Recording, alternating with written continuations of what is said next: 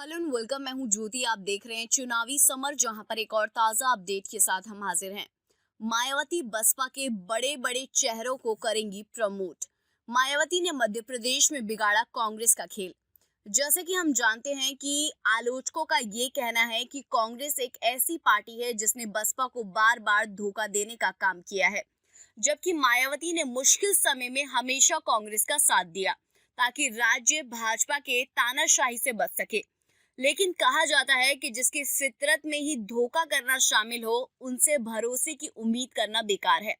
ऐसे में अब कांग्रेस से बार बार धोखा खाने के बाद मायावती ने भी ये ठान लिया है कि देश को कांग्रेस मुक्त कर देना है।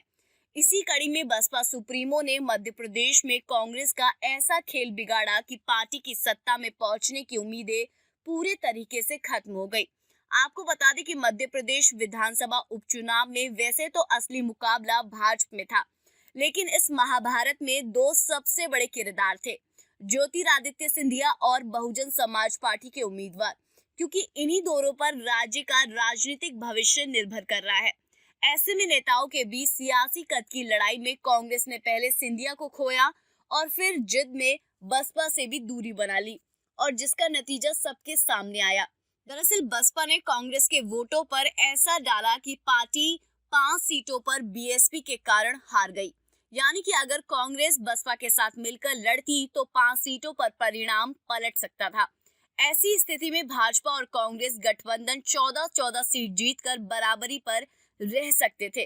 वैसे ऐसा भी नहीं है कि बसपा ने केवल कांग्रेस का खेल बिगाड़ा, बल्कि मुरैना सीट पर बीजेपी को बसपा के कारण हार मिली है। जैसा कि हम जानते हैं कि मध्य प्रदेश में बसपा कई सीटों पर दूसरे नंबर पर रही, जिससे ये साफ है कि राज्य की जनता पर अभी भी मायावती की पकड़ मजबूत है। लेकिन कुछ कारणवश उनकी ये पकड़ जीत में तब्दील नहीं हो पाई, जिसकी बड़ी वजह ये हो सकती है कि राज्य में बसपा का कोई भी बड़ा चेहरा नहीं है, इसलिए पार्टी को सिर्फ मायावती के नाम पर ही वोट मिलता है।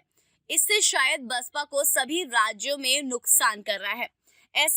ऐसे में सूत्रों के हवालों से ये खबर आ रही है कि मायावती अब हर एक राज्य में किसी एक बड़े चेहरे को प्रमोट करने की तैयारी में है, ताकि उनकी जिम्मेदारी कुछ कम हो जाए। वहां राजनीतिक जानकारों ने ये भी कहा है कि अगर मध्य प्रदेश और बिहार दोनों राज्य में अन्य स्थानीय बड़े चेहरे रहते तो शायद इन दोनों चुनाव में जिन सीटों पर बसपा दूसरे नंबर पर रही, वहां शायद पहले नंबर पर आ सकती थी। खैर, हम सभी जानते हैं कि मायावती हार कर जीतना चाहती हैं, इसीलिए लोगों को ऐसा भरोसा है कि मायावती अपने इरादों में जरूर सफल होंगी। लेकिन जिस तरीके से उन्होंने मध्य प्रदेश में कांग्रेस का खेल बिगाड़ा है, उससे पार्टी के समर्थक काफी खुश होंगे और लोगों को ऐसा महसूस हो रहा है कि मायावती ने आखिरकार राजस्थान में मिले धोखे का बदला मध्य प्रदेश में ले ही लिया। तो इस पर आपकी क्या राय है, आप प्लीज कमेंट सेक्शन में जरूर लिखें। Thank you so much. Keep watching today's for more news.